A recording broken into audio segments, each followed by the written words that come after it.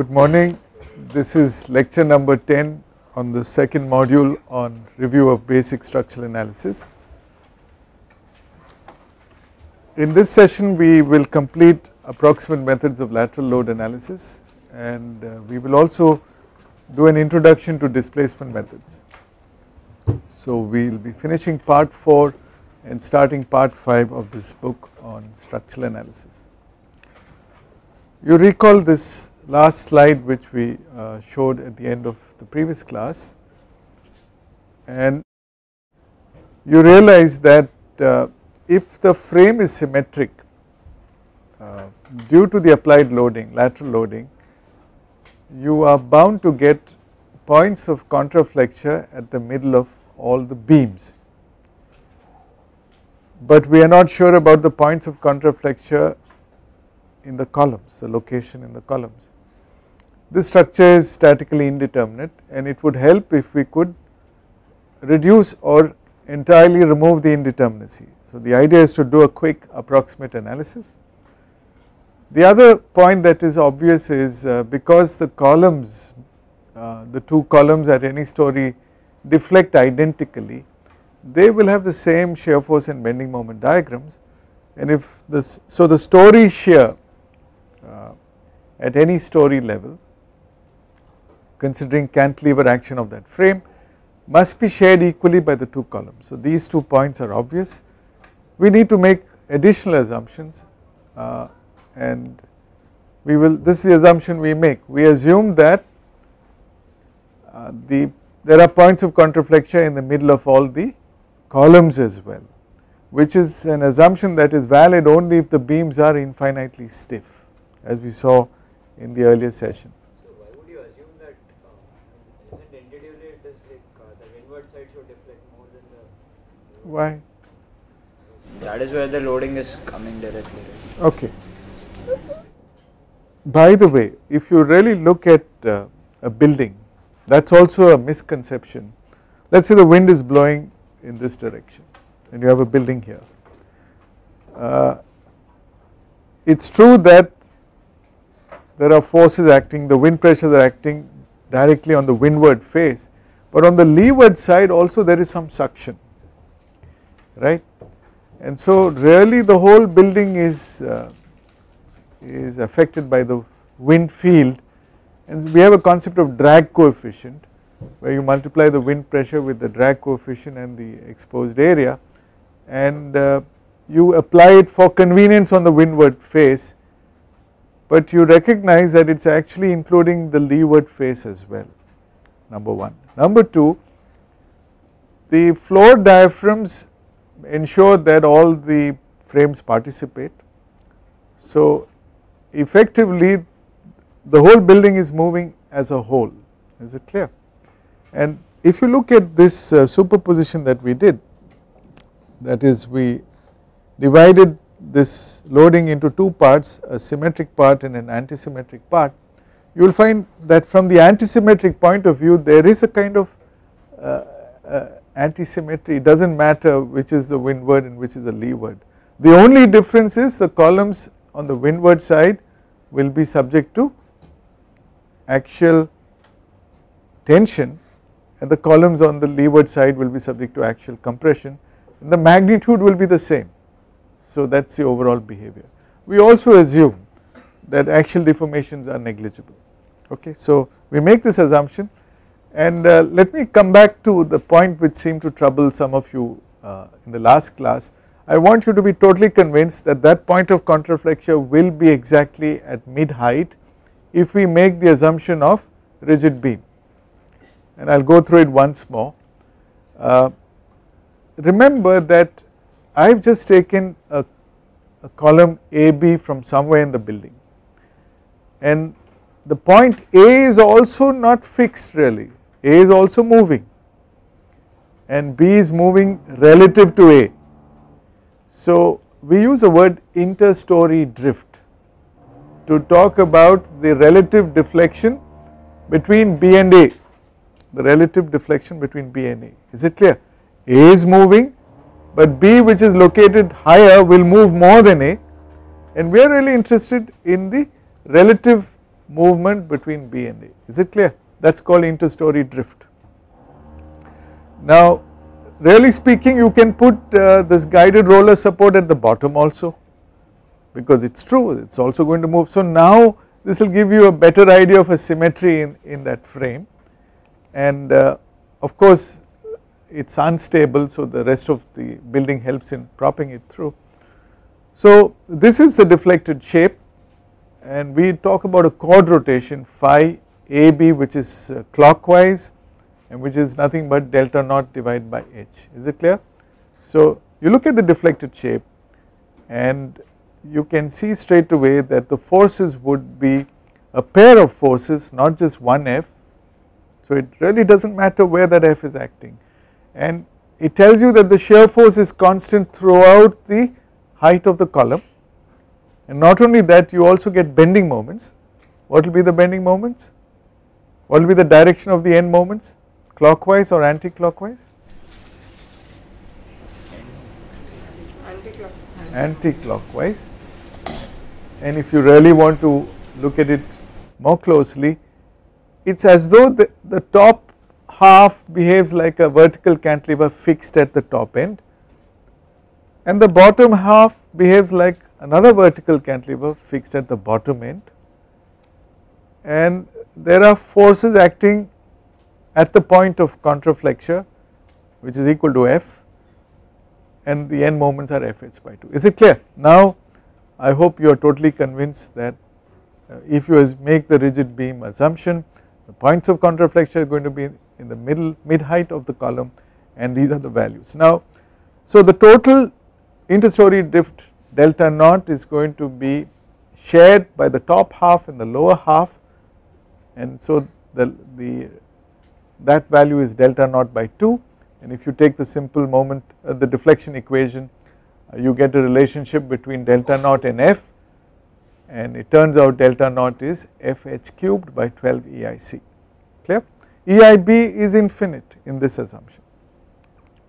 Now if you draw the shear force diagram, it will be a constant, it will be equal to F, which in turn will be equal to 12 EI naught EIC divided by h cubed into delta naught, or 12 EIC by h squared into phi.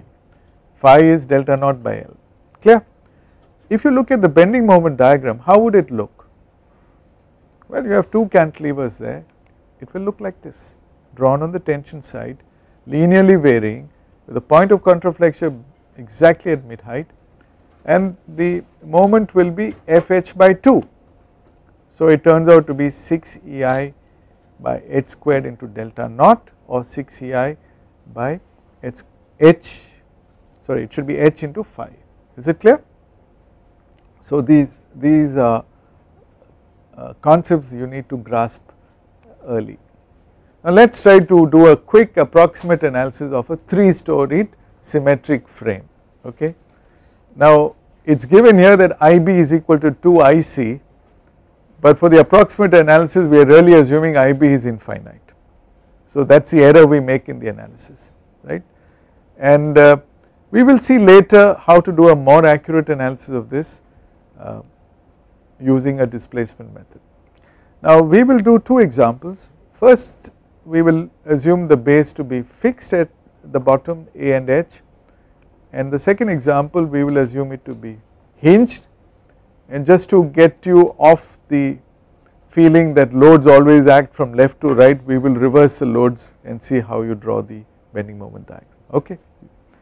Okay, now take a look at this frame.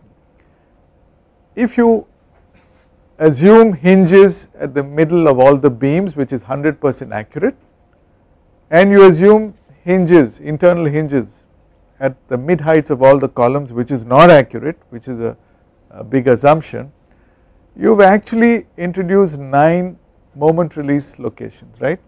If you look at this frame is statically indeterminate otherwise to the degree 9, and you have actually ended up making it statically determinate. So that is a tremendous simplification, but that makes your life easy.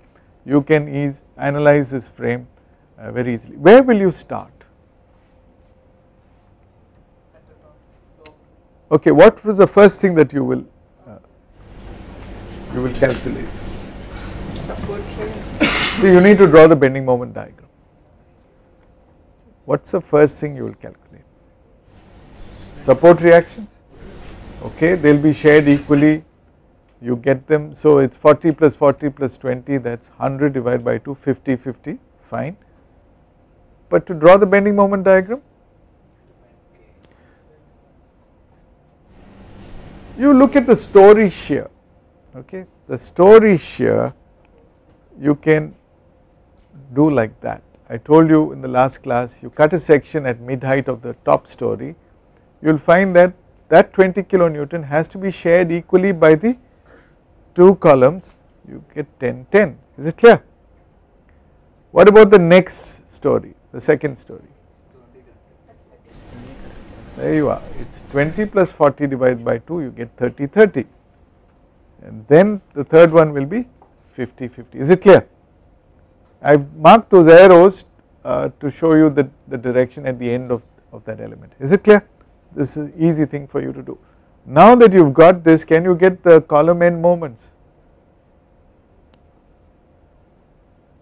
You just have to multiply the column shear by h by 2, that is all you have to do.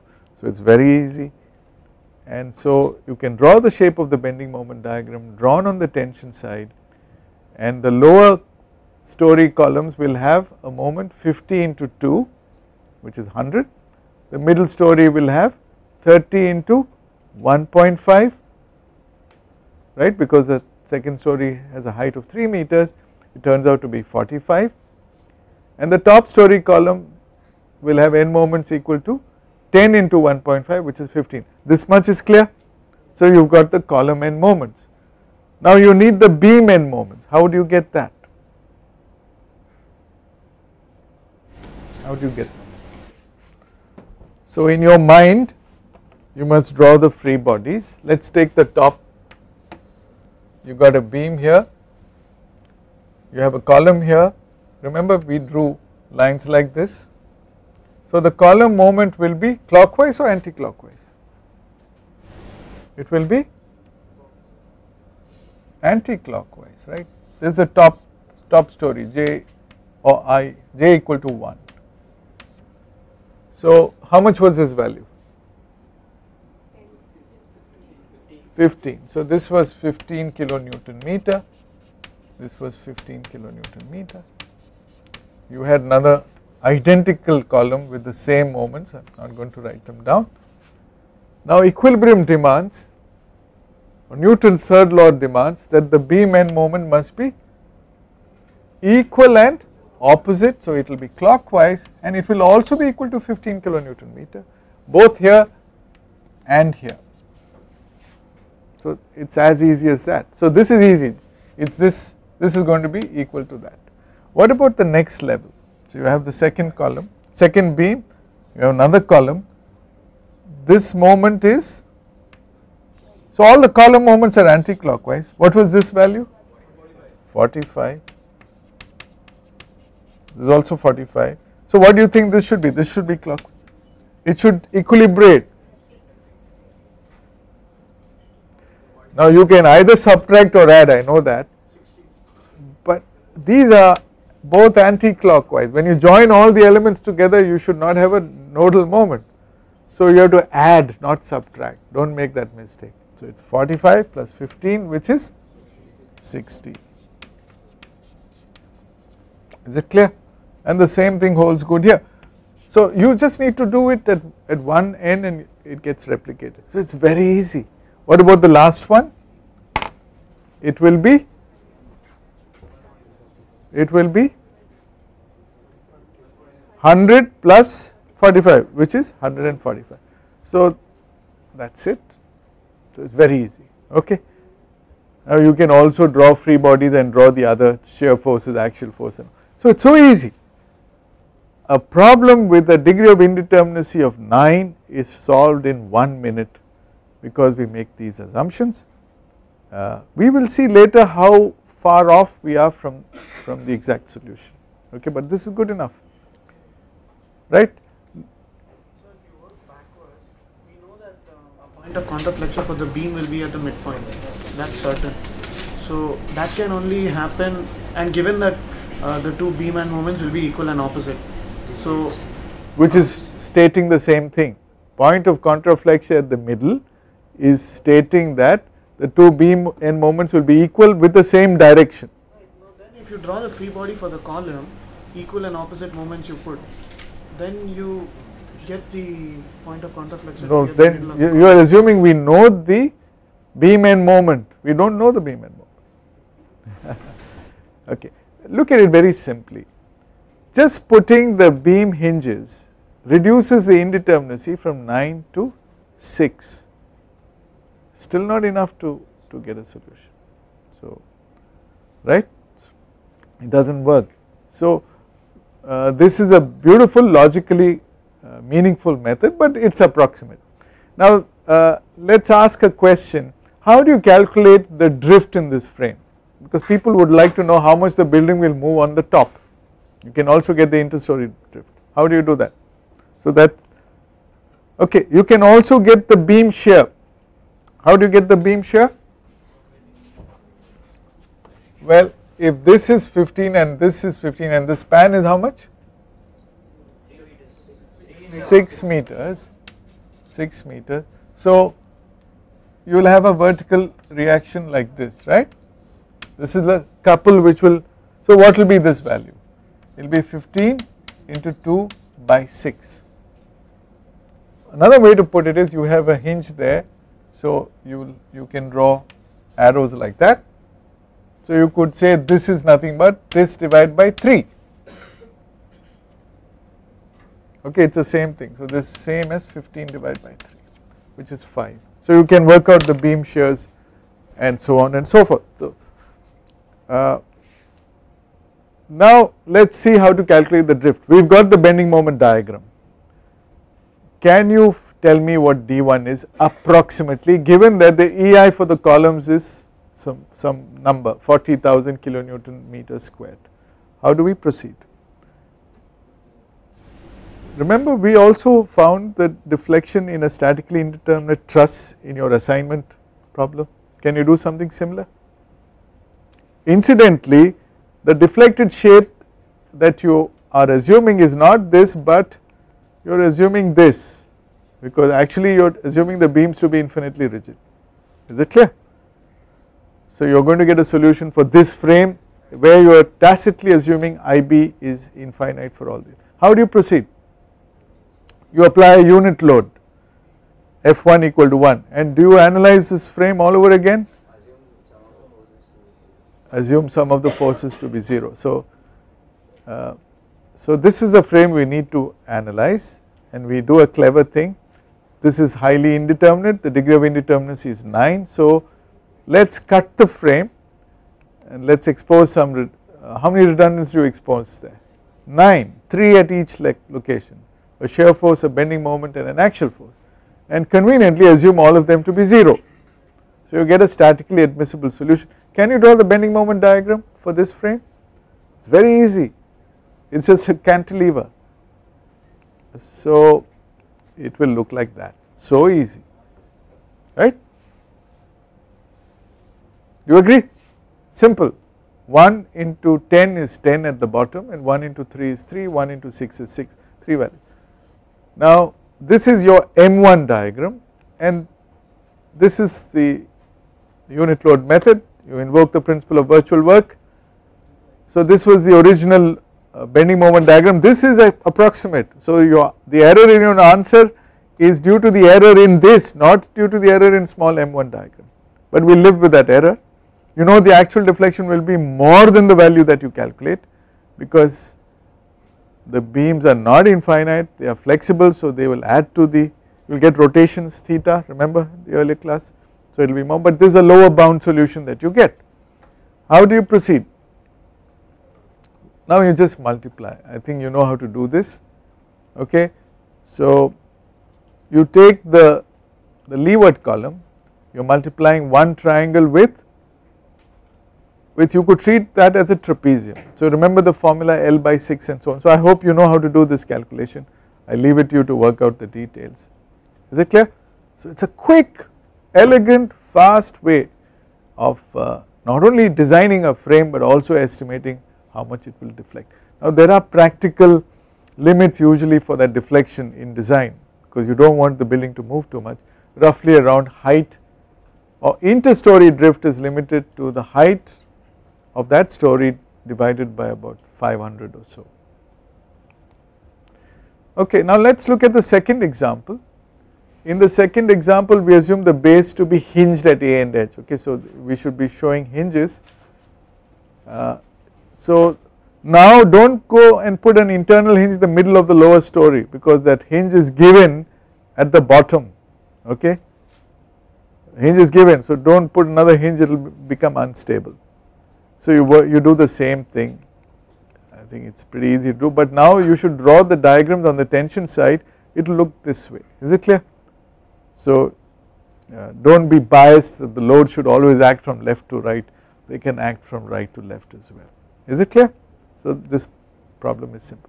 Now let us take the more general problem of multi-story, multi-bay frames. Okay, and let us continue with the assumption that you have hinges, you have points of contraflexure in the middle of all the beams, which is not 100% true also, because it is not symmetric anymore, and in the mid heights of all the columns if the bottom is fixed. So these are big assumptions we make, but they are still not good enough to make the frame statically determinate. You can see that the indeterminacy can be generalized. If you have n bays and n stories, then the total indeterminacy is 3 times n bay 3 times into n story, which in this case is 3 into 4 into 3 36. If you bring in those hinges, the points of contraflexure which are internal hinges, you get 12 in the beams and 15 in the columns, you get 27, you are still short of 9 additional conditions. So how would you solve this kind of frame? This is a problem which had troubled engineers in the early days when tall buildings were made, and many suggestions have been given.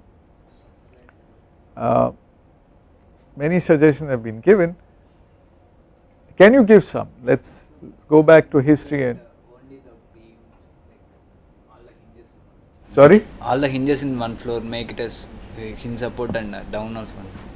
I don't know. Cut the buildings. That we can cut it at the interstory mid height levels. That does not solve. What is the additional equation of equilibrium you are going to have? You need additional equations of condition. Is it clear? It is still statically indeterminate. Compatibility equation. Compatibility is you are just looking at equilibrium, statically indeterminate. You have already violated compatibility when you assumed hinges at the mid heights of all the members. So do not talk about compatibility. We want a quick rough solution. Remember, in the earlier case of a single bay multi-story frame which was symmetric, we made an assumption that all the columns share the story shear equally. Can we make something like that and do it? Can we make that assumption here? No. What do you think is more reasonable to make? Total Proportional to? The distance from the. Okay, so that's your method. You are saying that the total load is shared in proportion to the average bay width. So the exterior columns end up with less column shear than the interior columns, right? That was one proposal, but the one which gained more acceptance was one which said, which made it simple. It says let the exterior columns take half the shear of the interior columns, okay, and that is one way of doing it. So you will find historically two methods came into being. One is called the cantilever method proposed by Wilson in 1908, the other is the Portal method proposed by Smith in 1915, and they actually made buildings which were very tall in reinforced concrete and in steel. Now let us look at both these methods and see how they simplify. Please note this whole method is approximate, you are ignoring completely compatibility, you are ignoring the relative stiffness of the beams and the columns. Okay. So let us look at the portal method. The assumption here is assume that each interior column resists twice as much shear force as each of the two exterior columns. Okay. You will find that this one simple assumption cracks the problem beautifully. Now let us take this example, I want you to do it, we will do it together. It is and I have given you an assignment of a similar kind. It is a 3-bay 2-storied frame. Usually the ground story will have a larger height because your foundation is located not at ground level but at some distance about a meter or 1.5 meters below the ground. Okay. So take this example and you can work on it. It helps if you have multiple colors in your pens because otherwise just take a look at it. How do we proceed? First you mark the hinges, okay, put little rounds in the middle of all the beams and middle of all the columns. Then you do what we did earlier, divide the story shear, okay, so you can do that, calculate the story shear, the top story shear is 20 kilonewton and the lower story is 20 plus 40 60, agreed. How is that 20 shared by the 4 columns? If you had to give a formula, you look at that equation, you have to divide by 3 and you will get the interior column shear, right, and you divide, so you write that the interior column shears are 20 by 3. Why do we say 3? Because there are 2 interior columns and you get half contribution from the 2 external ones. So it is just number of bays. Is it clear? Do you agree to this? Clean, very easy to calculate, so you plug in those values, you got the column shear.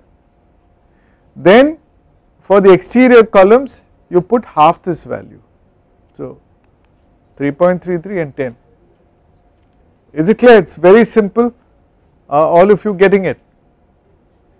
So you start like this and what do you do next? You can get next the column end moments. How do you get them? Multiply these shears by half the respective story height. So you can mark them, they will all be anti-clockwise, remember our discussions, they will all be anti-clockwise, which means at the top of the column and the bottom of the column in any story you have to put equal numbers, and the exterior column will have a moment which will be half that of the interior column. So you have to do only one calculation and then multiply by 2. How much does it work out to? 3.33 into 3 by 2 is 5, 6.67 into 3 by 2 is 10. Is it clear? So you get 5, 5, 10, 10, 10, 10, 5, 5 in a minute. Any questions? Point of contraflexure, you made that assumption right in the beginning at mid height. Sorry? If you take the extreme side beam, yep, it's 50 and it's 10, it's 2 end moments. We have not yet reached the beam end moment, we are looking only at the columns. Yes, but eventually when You do not go to eventually, go take one step at a time, otherwise you get confused. Are you with me till this stage? Is there any error in the calculation? Is it not straightforward? Can you not do it in 1 minute? Right? Now let us look at the big picture. So you can fill the bottom story also, 10 into 2 is 20, 20 into 2 is 40, right. So you got in one shot the column shears and column moments. Now we will see what to do. So it helps to draw a picture like this. Will you draw this? I have drawn all the free bodies. There are 3 beams on top, 3 beams at the first floor level, and there are 4 column segments in the 2 stories. We have calculated up to this much, we have calculated the shear force in the columns and the beam bending moments at the column ends. Yes? And if you have pens and pencils of different colors, it is very easy and very nice to do, so that when you look at it, it does not get crowded. Is this clear? All the directions are clear?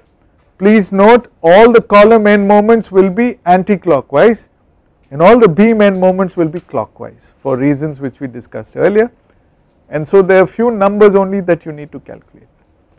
Are you with me now up to this stage? Right? Shear force in columns, bending moment at column ends we have calculated. What is the next step? And we have drawn the free body diagram. Bending moments at the ends of the beams.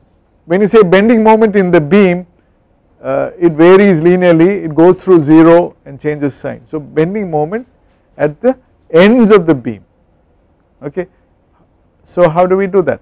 You start at the top corner, maybe top left hand corner. You have to do only one calculation. Why? Because the same end moment travels through all the beams in any given flow. Let us check it out.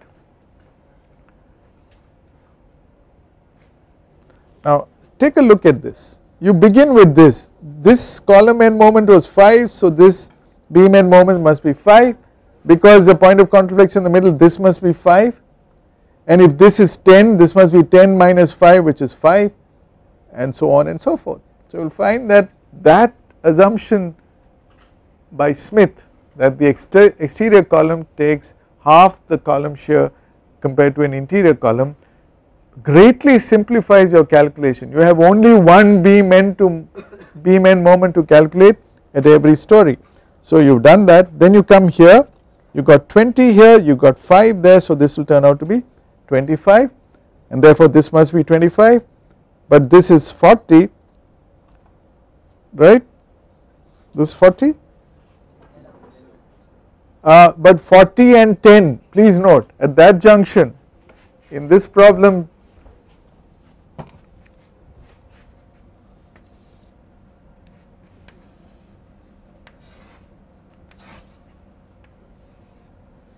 okay, what was this moment anti-clockwise? Top one was 10 or 5? Column 5. No. Okay, what is this? This is how much? 20. And therefore this must be 25. Clear? So this is 25. This beam, what's the moment here? This is also 25 because all the beams will have the same moment. This was 2 times 5, which is 10, and this is 2 times 20, which is 40.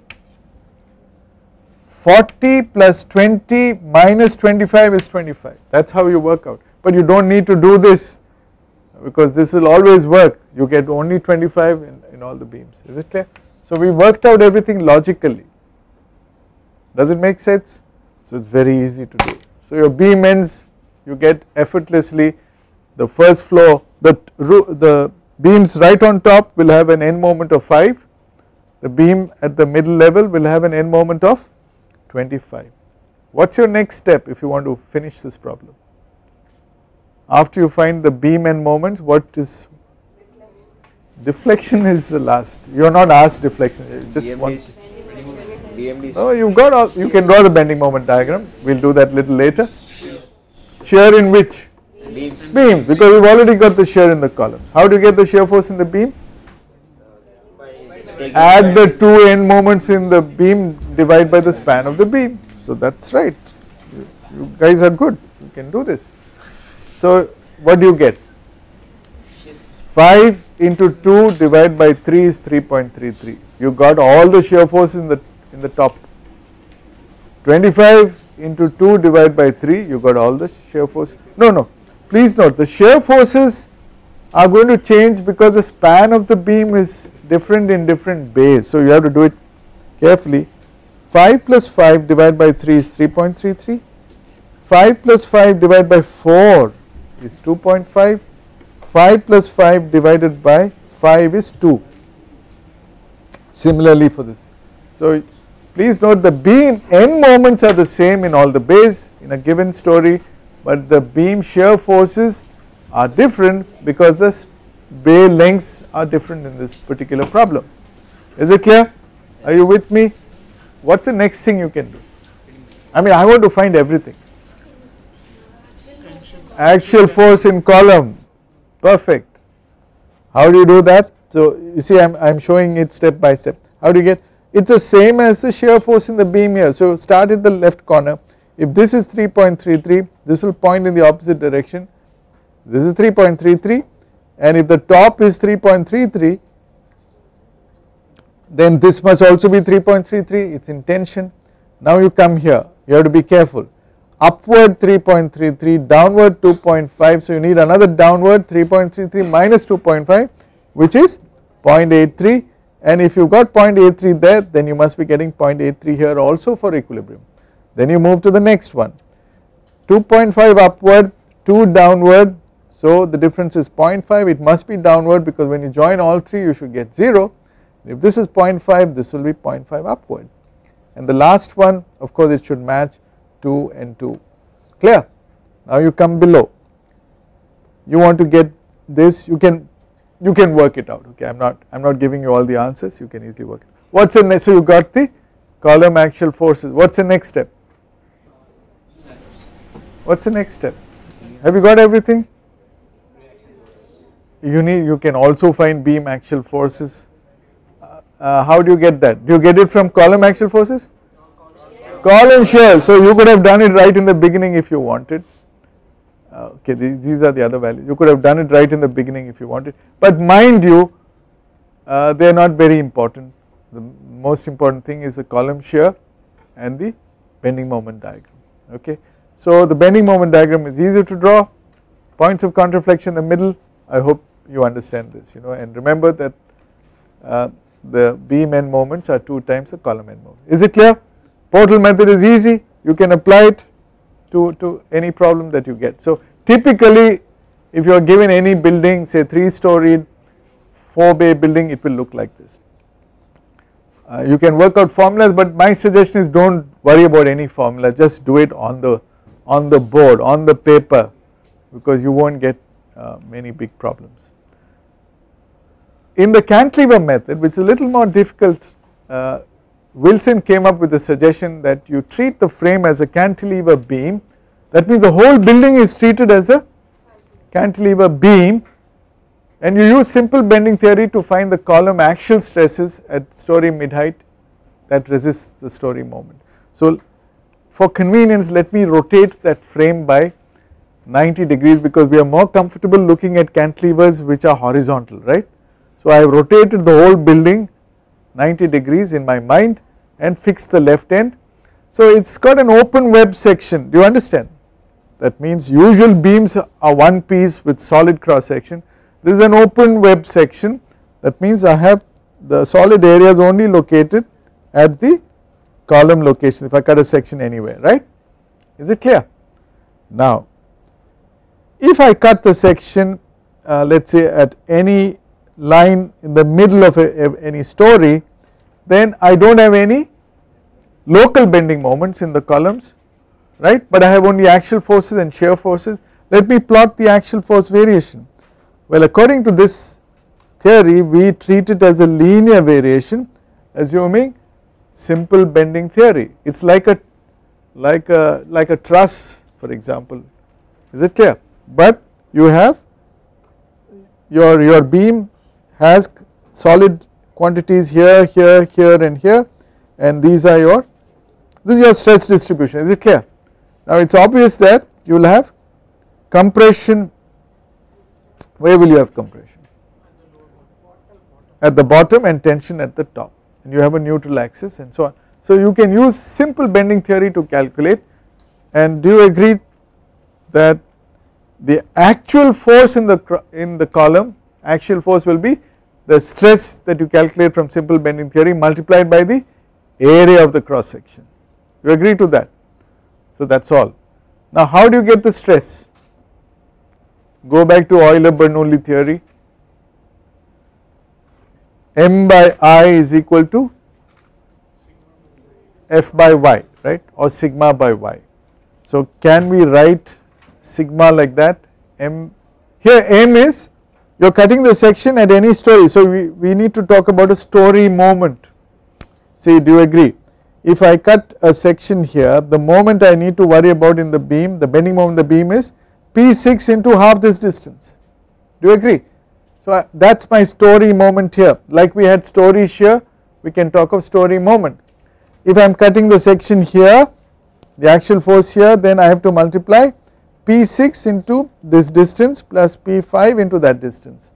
So the story moments keep building up as I go to the ground floor, ground story. So you get the largest moments at the lowest end of the building. Is it clear? Now this formula, are you okay with? Sigma Ji, I is the story level and J, I is the bay location and J is the story level. Do not worry about the formulas. Are you comfortable with this simple bending theory? M by I, and I is a property of that section, and the x bar by x j x I is your y. Now how do you get these properties? Well, it is just areas, centroids of areas and so on. So you can easily get the second moment of area, and if you substitute these formulas you will get a much more compact formula. Sigma is m by y. It's like let's say you replace that complicated frame with just one top chord and one bottom chord and the lever arm is y, then it is a bending moment divided by y. So this is an equivalent reduced lever arm y, which you can prove to be, using these formulas you can prove to be this quantity. I suggest you go through this carefully, understand these equations, and let us just directly apply it to the same problem so you get a feel for it. We are going back to the same problem. The Portal method would have taken us 5 to 10 minutes to solve. Cantilever will take you a little more time. How do you begin? Well, first you need to assume something about the cross sectional areas. If nothing is given, you can assume all the areas are equal, but here we are told that the interior columns have twice as much area as the exterior columns. So you have 2A for the two interior columns and A for the exterior columns, right? Can you locate the centroid x bar? Will you do it quickly? What is x bar equal to? It is easy to do. You take moments of areas about the left edge. So it will be what? Total area is 2 plus 2 plus 2, 6A. 6A into x bar is equal to 2A into 3 plus 2A into 7 plus A into 12, right?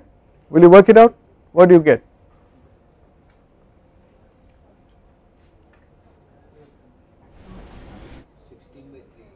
Okay, 16 by 3 or 32 by 6, you get 5.333 meters. Clear? Easy to do. Now can you get the I value, second moment of area? You can do that. So basically you have to get yi. Okay, I have given you this formula, you know the location. Can I move faster? You can do these calculations, they are not difficult. The numerator is common for all the expressions, so you can calculate that, and you also need the story moments. Tell me what is the story moment in the top story? 20 into how much? 20 into 1.5 is your story moment. It is like cutting a section at the mid height where there are no local moments, so the total global moment in that second story is 20 into 1.5. What is the story moment in the lower story? 16, no, you can't do that. 20 into 5 plus 40 into 2, good, that is it. Clear? You do that and substitute these expressions, you can get, so every column, there are 4 column locations, right? Every column will have a different equivalent y, which is a property of that section, okay, and it turns out to be, if y is negative, it shows that it is not going to be tension, it is going to be compression, the force is going to be compression, that is it. Then you substitute there, you can get, you see we calculate y1, y2, y3, y4. y1 pertains to the column at the windward end, y4 pertains to the column at the leeward end, and y2 is for this and y3 is for this. M story is known, so you divide the M story by the appropriate value of y, so you get the force in the top column and the bottom column for the extreme windward column, for the next column, for the next column and next column. These are simple calculations too, but they take a little time, right. So you have got the column axial forces. If the column axial force is negative, what does it mean? It means that the column is in compression. So that is it. Once you have got, and you can check equilibrium, if you add all the forces, tension and compression at any story level, they should add up to 0, because there is no axial force on the building due to wind loading. So can you all do this step? Of course I will give you the choice, you can do either portal or cantilever. For the assignment you have to do the cantilever also, but in an exam it is too much to do. So you just do the assignment. In practice you can take, both are approximate. People say that the portal method is more accurate when you have a wider frame, not very tall, and the cantilever is more accurate when you have a very tall frame with narrow width, but it all depends on the relative areas. Okay, so here I will go quickly, we are doing the same thing. You have got the column axial forces. It is interesting, you really have a neutral axis somewhere in the middle. On one side you have tension, on the other side you have compression, so the arrows get reversed. Is it clear? We calculated these values. Now what do you do next? You got the axial force in the columns. In the portal method we got this last, here we are getting it first. Shear force in the beams. Can you do it? Just go in the reverse direction. You get the shear force in the beams. You get the shear force in the beams, right? What do you do next? Bending moment in the beam. If the shear force was the two end moments into span divided by 2, now you get the bending moment as shear force in the beam into half the span. Okay, so you can do that. So you get the bending moment at the beam ends, right. Please note the big difference between the portal method and the cantilever method is, here every beam in every bay will have potentially a different end moment, not like the portal method. Is it clear? Earlier you had to calculate only one beam end moment and the same thing spilled over everywhere. Here it does not happen because your shear forces are different, your spans are different, so this needs more work, okay. But you know what to do. Once you have the beam shear forces, multiply the shear force by half the span of the beam, you get the moment. Clear? Have you understood? Portal method that way is much easier. Here you do much more calculation, but you can get the beam end moment. After you get the beam end moment, what do you do next? Column end moments by satisfying equilibrium. And what do you do after that? Column shear. See, you are getting the column shear at the fag end, and you can check equilibrium, and then you can put your shear force, you can get the shear force in the columns also. Is it clear? Please try this out, and if you can also get the axial force in the beams, but they are not very important. So these are the answers we got. If you compare these answers with the portal method, you will find that there are a lot of variations. Which is more correct? We do not know, we do not know. Seems to be, with your great experience you are saying that the portal method is more accurate. We do not know. So we will do this by matrix methods and see which is more accurate. There have been improvements on these methods, and people have, there is a method called factor method which tries to include the effect of relative stiffness of beam and column, but it takes away the beauty and simplicity of these methods. So in summary, the portal method begins with bending moment at the column ends and ends with the axial force in the columns and axial force in the beams. the cantilever method begins with axial force in the columns and ends with shear force in columns and axial force in the beams. Is it clear? Broadly this is the difference. So our time has run out. We will now look at the next topic in the next class, that is we are going to look at displacement methods, an introduction in the next class. Thank you.